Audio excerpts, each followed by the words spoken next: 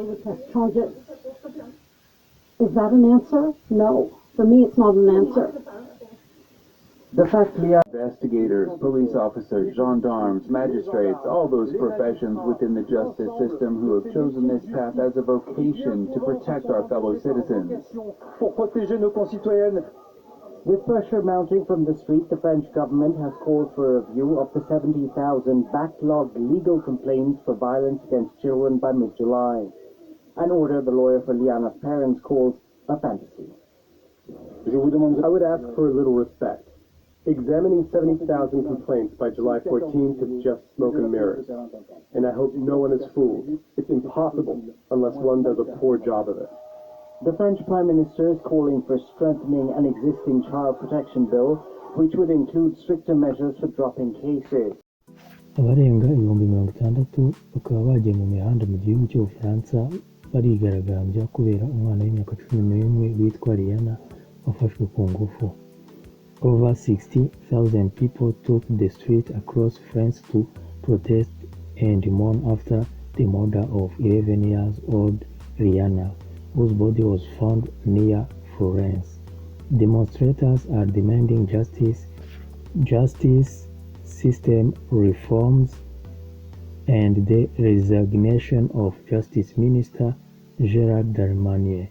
As it was revealed, the suspect was never questioned despite previous abuse complaints.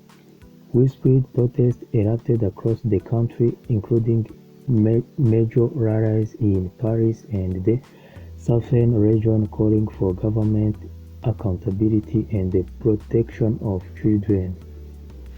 Demonstrations were spurred when it emerged that 41-year-old male suspect has repeatedly been accused of sexually abusing minors but was never charged or questioned by police.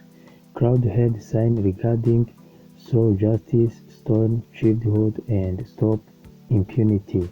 Activists from the feminist group Femen staged topless protests outside the Ministry of Justice demanding structure change. The Interior Minister called the tragedy avoidable and the Justice Ministry publicly apologized to the family. However, facing intense pressure, the government has ordered a review of thousands of pending child-related abuse cases.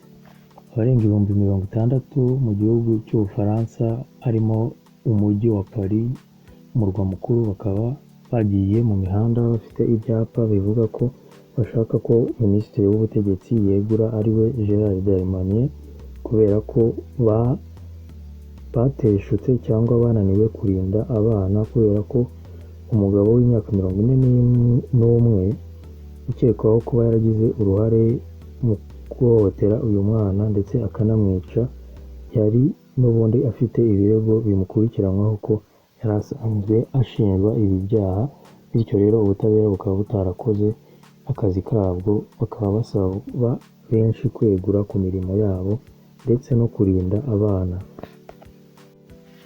Justice Minister Gérald Darmanin took the rare step of apologizing to Lyhanna's family on behalf of the state, while Interior Minister Bruno Le Maire openly admitted the tragedy was failure and could have been prevented. The government has set a strict deadline of 14th of July 2026 for to review all 7,000 outstanding complaints involving child victims to ensure no other dangerous offenders are left uninvestigated.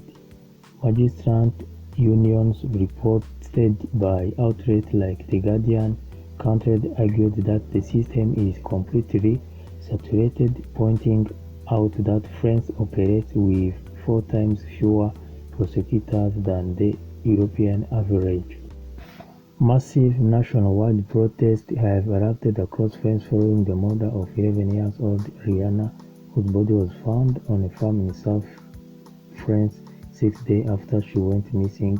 More than 6,000 citizens took the street in over 16 cities, including Paris, Nancy, Bayonne, Grenoble to denounce severe systematic failure within the French judicial system.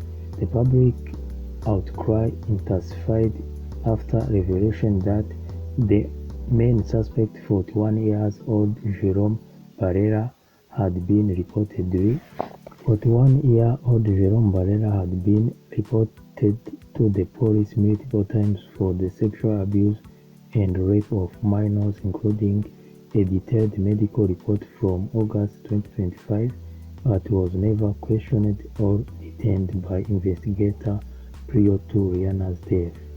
Lyhanna's parents and younger brother led a silent memorial march over 6,000 white-clad residents in her hometown of Florence, carrying banners reading "Never Again." Thousands gathered outside the Palais de Justice on the Ile de la Cité.